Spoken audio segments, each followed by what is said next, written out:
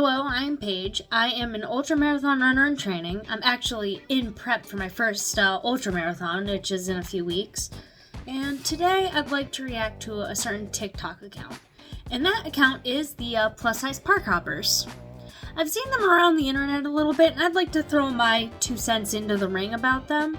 From what I've seen so far, it's not necessarily the worst account. They're not super fat acceptance-y. They're not super terrible, but there is still a little bit of copium and some, I guess, accountability avoidance in there.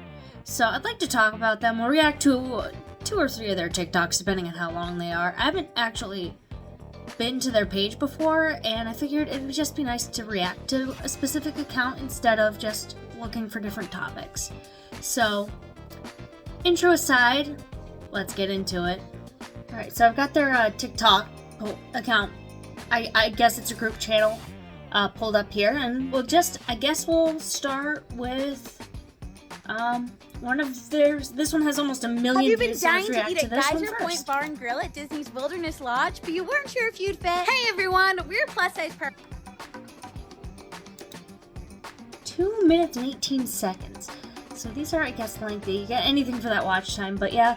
So they're gonna see if you fit in the restaurant. Personally, in my mind, is if you have gotten to the size where you're questioning if you'll fit in a public space, such as a restaurant, or in public transportation seats, or if some public place can accommodate you. Content like this is helpful if you are if you're plus size, you're going on a trip, and you wanna see if you'll fit somewhere. This is helpful. But it should also be a huge wake-up call. If you are concerned about fitting into public spaces that most people don't even think twice about, take that as a hint that maybe your life is on the wrong trajectory and that you need to make major changes, because it is not okay to be so big you can't fit into a restaurant seat. Hoppers. We range in sizes from 2X to 5X. Make sure you like this video and follow us. 5X, that is huge. If you are in a 5X, you should not be proud of that. I'm sorry, I don't want to be mean, but that is... How can you even enjoy going to a theme park? I can't even imagine. When I was 170 pounds, going to, the closest theme park to where I live is Six Flags. Going to Six Flags for a day, it felt the restraints kind of rubbed on me weird because I had a gut, I was obese, and it just wasn't. And then after the day of walking, no matter what footwear I wore, I was sore all over and I was out of commission the next day. These women are 2 to 3 times that size, possibly more. Even just an hour of walking around the park, they must be exhausted and in pain. And if you truly want to enjoy theme parks, I get it. Theme parks are fun. Go whatever size you're at and make the most of it. But if you truly want to enjoy life and not have to worry about chronic pain and fatigue, work on losing the weight. And trust me, even 15, 20 pounds I lost. 3 hours of walking used to make me super sore and achy and tired. Now it's I don't get sore, achy, and tired until 4 to 7 hours. 4+ hours of running gets me sore and achy, but it's usually 6+ hours of walking that I will start getting sore and fatigued from. So just losing weight can make such a difference in your energy level and how much you enjoy something. Trust me. Plus size Disney tips and tricks. On this episode of If I Fits, I Sits, we're having dinner at Geyser Point. The seating here is a mix of chairs with arms, couches, and tables with chairs without arms. This laid-back, open-air restaurant overlooks the water and offers a simple menu with mostly salad and sandwich options. They don't take reservations. Alright. So this is mostly just them reviewing the restaurant. Honestly, that kind of content, people like it. And honestly, they're just being honest and reporting the facts. So I can't complain too much about that. Let's see if we can find another one. Here's the one with 500,000 views. and it looks like they're reviewing You've been dying to ride Donkey Kong Minecart Madness at Universal's Epic Universe, but you weren't sure if you'd fit? Hey everyone, we're plus-size park hoppers, and we range in size.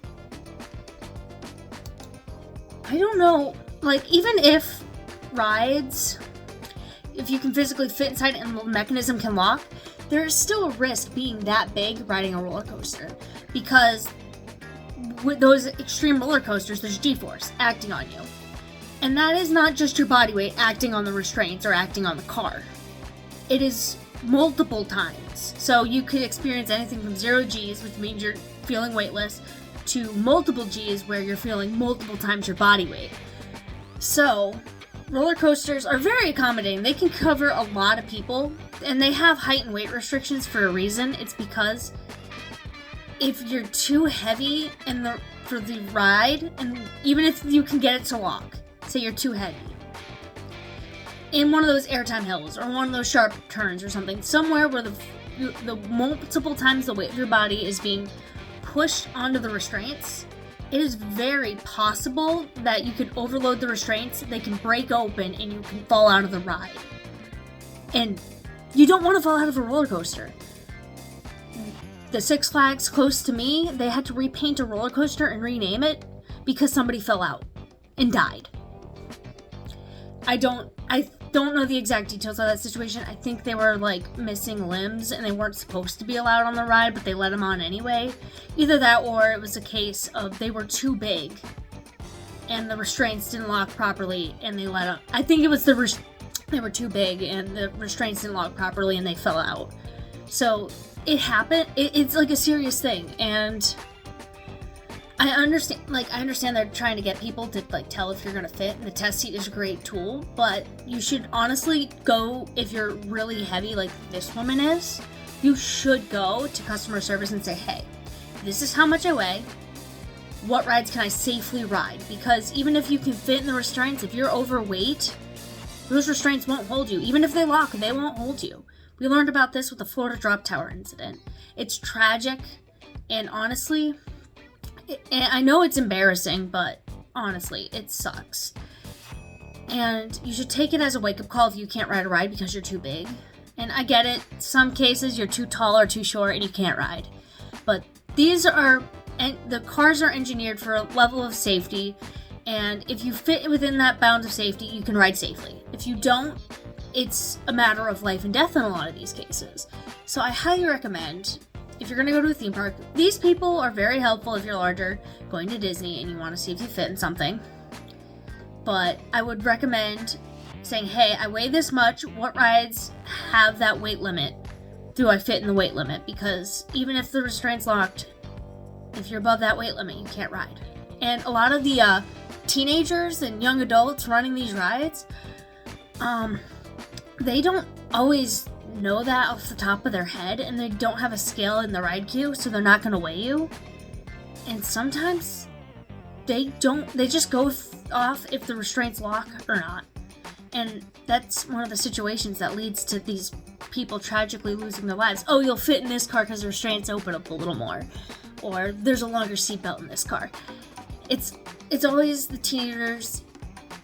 Go, like, if you are a ride operator and there's somebody quite large and you think they might be over the weight limit, either tell them, sorry, I don't think you can safely ride this ride, there's a weight limit, and tell them. And it sucks being the bad guy, but I'd rather be the bad guy than have one of my guests fall out of my ride, or like the ride I'm operating, you know? And if it's really a problem, get your manager and be like, hey, I think they're too heavy, they might fall out of the restraints. It's better to be the bad guy than to have someone's life on your hands. So that's what I have to say, but yeah. I have a lot to say about theme parks. I'm gonna be honest with you, I am a disaster and, like, real horror enthusiast. I listen to podcasts about it all the time. I follow several documentaries that cover incidents with rides, public transit. So it is just a fascination to me. So I do know a fair bit about amusement park ride safety. I even actually briefly worked at the Six Flags close to my house, or where I live. And let me tell you, I was not a ride operator. I do not trust myself with those things. I was an actor. They put fake blood on my face and they said, go get him. And I went and got him. That was my job. I kind of want to do that again, but I digress. I'm getting distracted. So, yeah. Now, I want to see if I can find one where they go through a full day of eating, but they don't really have titles to these. But I know they eat a lot. I've seen a couple where they eat a lot of calories.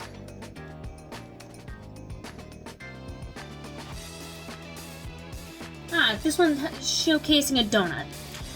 I think this has potential. Let's see what it is. Plus-size best friends at Epcot's Flower and Garden Festival. Started off our day at Joffrey's, where Ashley and I shared a chocolate frosted donut. Hannah and Sarah also got donuts, but they forgot to record them. After riding Ratatouille,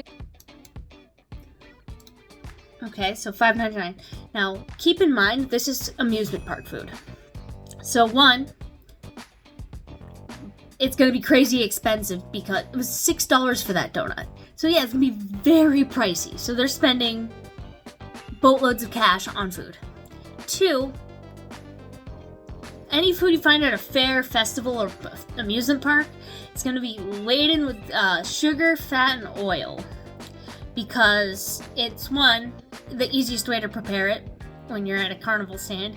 And two, those kinds of things, there's also going to be a lot of salt in them too that tickle the brain. It like hits the dopamine receptors and it makes you feel good. It literally is like a drug. It hits you to make you feel good. So when you eat it, you feel good.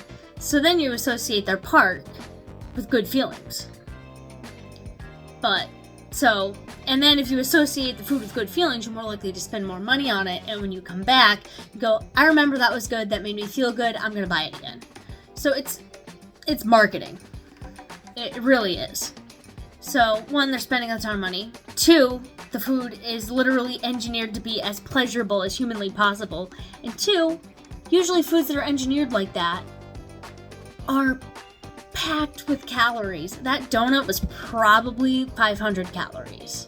This croissant thing, probably another 500 calories. If you're splitting it, that's one thing, but we'll just continue. Went to the France booth and tried the croissant with goat cheese, herbs, and roasted garlic. This has been a plus-size park hopper's favorite year after year. After riding Guardians of the Galaxy, we stopped at the Florida Fresh booth where So that is a strawberry shortcake, which honestly looks delightful. I love me a good strawberry shortcake, which is probably another 800.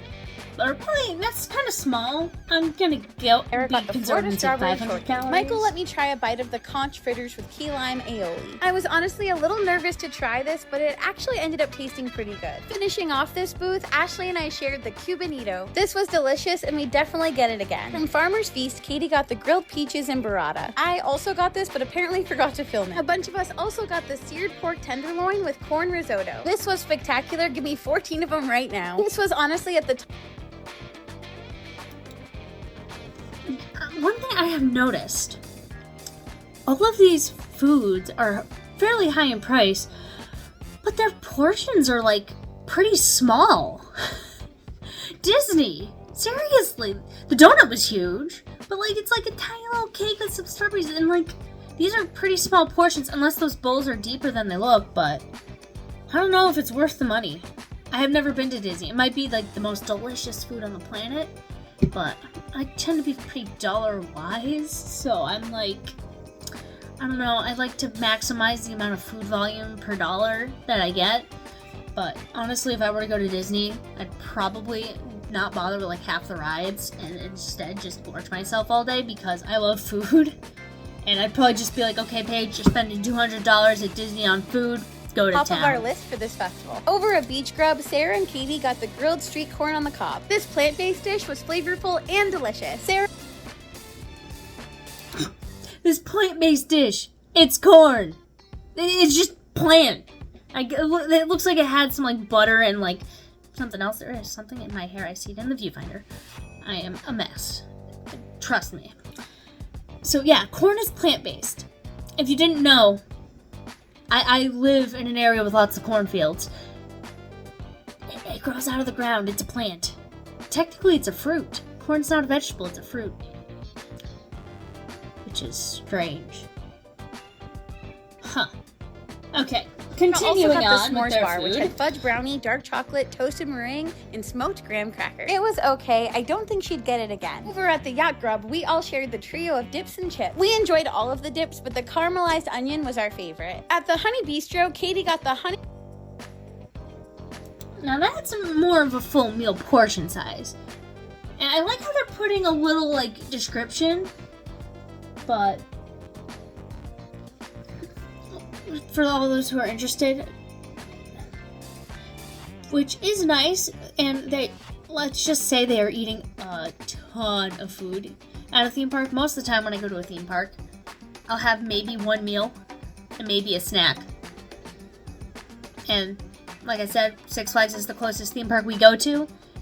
Usually if we go there, we get season passes, and we try to go as many times as to, like, make up the cost of the season pass, be like, oh, we got our money's worth. And we often get there, they do the soda drink cup thing where you get the cup and you can refill it throughout the season for like $1 a refill. We'll do that, and then we'll have maybe one meal and maybe a snack. And that's what I eat when I go to a theme park. And we'll be there all day walking around riding rides. So, or maybe we'll go all day, have a lunch, have a snack, and then on the way home we'll stop at a restaurant. Or we'll eat dinner at home, because it's like, theme park food is so expensive. I mean, they have some good stuff at theme parks, like the Six Flags I go to, they don't have it anymore, and I'm so mad at it. They were called Conewidges. The bread was like a cone, right? Filled with creamy, like the best mac and cheese on the planet, and topped with pulled pork. Best thing ever. I don't know why they discontinued it. I'm mad, because it was so good. But it's probably like 1,200 calories for the whole thing. It was so bad. But when you go to Six Flags for like one day out of it, like once a month or something, it's worth it, honestly. Treat yourself every so often. Just don't go crazy all the time. Honey glazed cauliflower. Came with honey roasted carrot puree and wild rice pilaf. She also got the liquid nitro honey mascarpone cheesecake. Ashley and Katie both got the peanut butter and jelly soft serve from Swirl's Showcase. This tasted exactly like peanut butter and jelly, but it did melt very quickly. In Canada, we all shared beef tenderloin tips with mushroom bordelaise sauce. The meat was tender. Oh, I just put it together. I am a genius. They're attending an event where it's like global foods.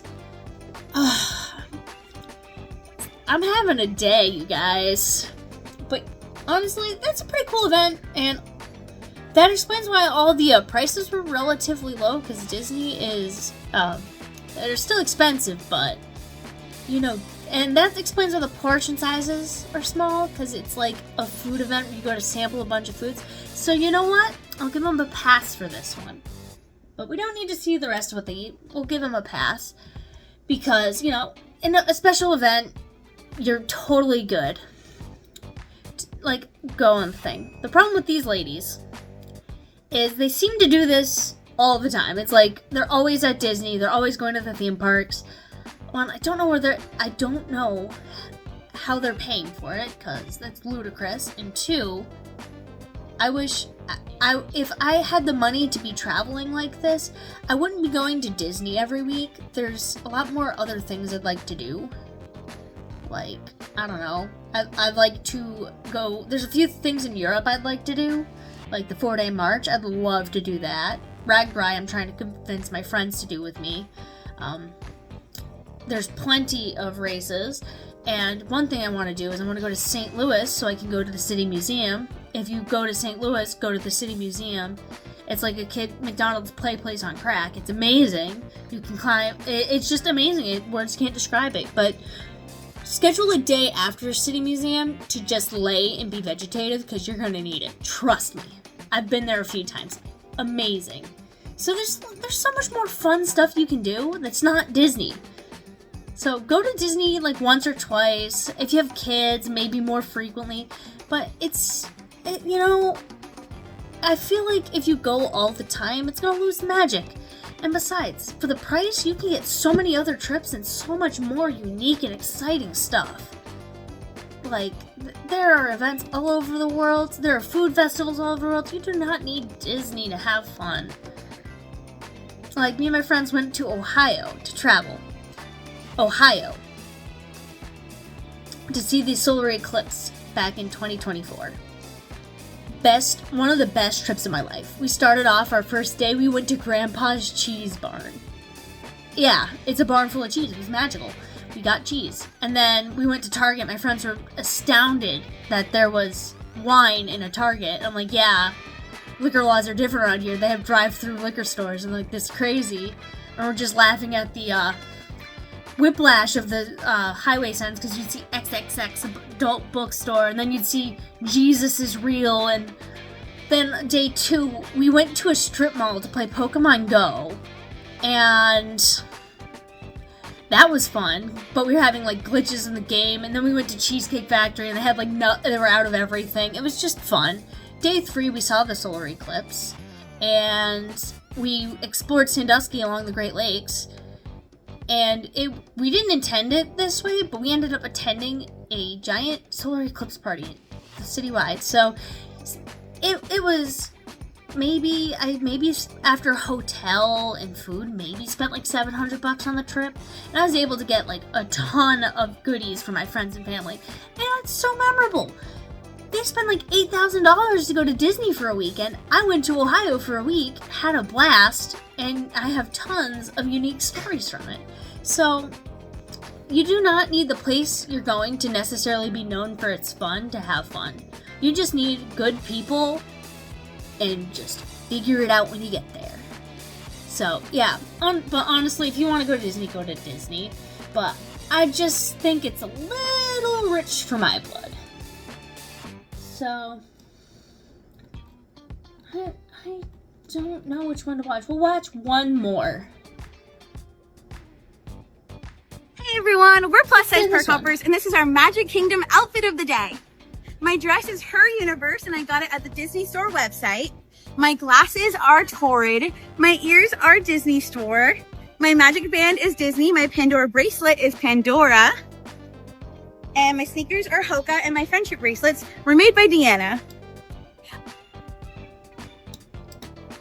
So, honestly, there's a big trend with Disney, right? With Disney adults particularly. Disney has rules, from my understanding, where if you're an adult, you cannot dress in a costume. If you're a kid, you're allowed to do that, because obviously that 5-year-old dressed as Jasmine is not an actor. But that adult dressed as Flynn Rider might be an actor, so Disney doesn't want there to be mix-ups between their actual characters and just random park guests. So what Disney adults do instead, they skirt the rules by doing an outfit inspired by the character. This, I don't think, is one of those outfits, but they'll be like, okay, I'm gonna go as Ariel, so I'm gonna wear these these like sparkly green leggings and a purple top, and then I'm gonna wear shell barrettes in my ears, and that's Ariel. And it's a way to skirt the rules. I think it's a little weird, but honestly, I can't judge too hard, because I'm the kind of person who goes dressed up as a pirate or a barbarian and goes to a Renaissance fair. So I guess to each their own. If you want to feel special in your special little outfit at Disney, I do the same thing, just instead of Disney princesses, it's some dude dressed in furs. You know? I guess same but different. My fun thing that I go to involves somebody getting stabbed on horseback, or getting lanced because they're jousting, or giant turkey legs. So, I mean, I guess it's different flavors of different fun. But yeah, let's see if we have any of these costumes like I'm talking about. Also, costumes. This skirt has shorts, and it's the kind where you can just pull it down to go to the bathroom. I love it so much. My shirt is from the Lost Bros. Okay. Honestly, I struggle with just skirts. I feel so naked with just a skirt on, like my pirate outfit. It's just a skirt, so I always wear shorts under it, so. That would be a skirt. I wouldn't wear white or like a Disney patterned skirt, but a skirt with a built-in shorts, that's something that I might consider wearing for the right outfit. Shorts are from Respectable. Torrid. My sneakers are from I would be Hoka, excited about it too. And the puddle is from the Heat. I am a Yeah, honestly, being that big in the Florida heat, you're gonna sweat and sweat a lot. Because the more body there is, the more body heat, and you're gonna sweat because your body is trying to cool yourself down. So yeah, they probably sweat a lot. So honestly, my recommendation for these ladies is if you're gonna be spending all day in the Florida heat, drink water as much as humanly possible. Drink till you feel like your bladder's about to burst, because you will need it. Trust me. Drinking to thirst is not enough in those conditions. You need to drink till I gotta go to the bathroom. Then when you go to the bathroom, continue to drink. Trust me. Heat stroke is no joke. And you do not want to have to get a team of people to get you out of Disney. Alright. I think I've had enough of these girls. Overall, I can't say their content is necessarily bad or inflammatory. They're not talking about fat rights and being fat is healthy. They're not talking about that. They're just being honest. Will you fit in this? What accommodations do you need? Here's what we ate. Here's our outfits. They're just going to Disney and having fun. So, honestly, I can't judge too hard for that because I do similar stuff. My Disney is literally local Renaissance fairs. I've been to like 5 different ones this year. The largest being a multi-day one where we went 2 days. We traveled, we stayed in a hotel, went 2 different days, had different outfits. And then the smallest one was a 1-day one where we walked the whole fair in 20 minutes. And we're like, that was it. And 3 of the booths are 3D printed stuff.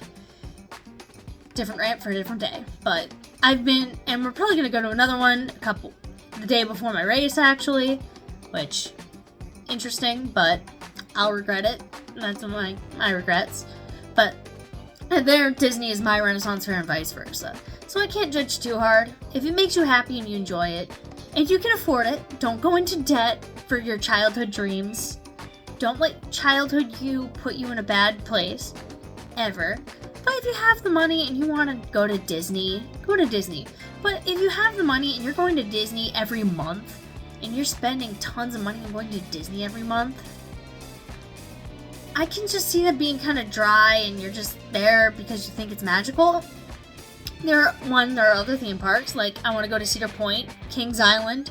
We would have gone when we were out in Ohio, but it was April and they were not open. Bummer, because there's rides I want to ride at those parks. I'm a big adrenaline junkie. There's other theme parks you can go to. There's places you can go to that are just unique, and I don't know. Disney, I can see it as a go to each park once, call it a day. Well, I guess maybe for like a week vacation, because these are kind of big parks and there's huge lines and a lot to do. So I can see you going for like a week, and if you have kids, going more often, but as an adult, I just don't see the appeal. With that being said, well, before the intro, I probably should have said this at the beginning, don't send these girls hate. They're clearly not doing anything horribly wrong. I just hope that one of these days, them not fitting into rides, or not fitting into booths at restaurants, I hope, or they're chafing and rubbing and sweating at the theme parks, clicks in their mind that they need to make a change and lose weight, because, let me tell you, theme parks, going out and about, going on these adventures is a lot more enjoyable when you're not carrying an extra person or two on your back. So, I wish these women the best, and honestly, I hope they continue to enjoy their adventures, and I would be interested to see them branch out from just Disney. There's a lot more to the world than just Disney. So, with that being said, thank you so much for making it this far and me rambling about morbidly obese women going to Disney. But it is just, if you liked this, please consider subscribing or commenting down below. What kind of adventures do you like to do? We all have something that we sink tons of money and energy into, and other people might think is cringe or weird. So if you have a thing like that, which you probably do, because we all do, let me know know down below. We'll chat about that. I love Renaissance fairs for me. So comment, like, subscribe, and hopefully I'll catch you in the next one.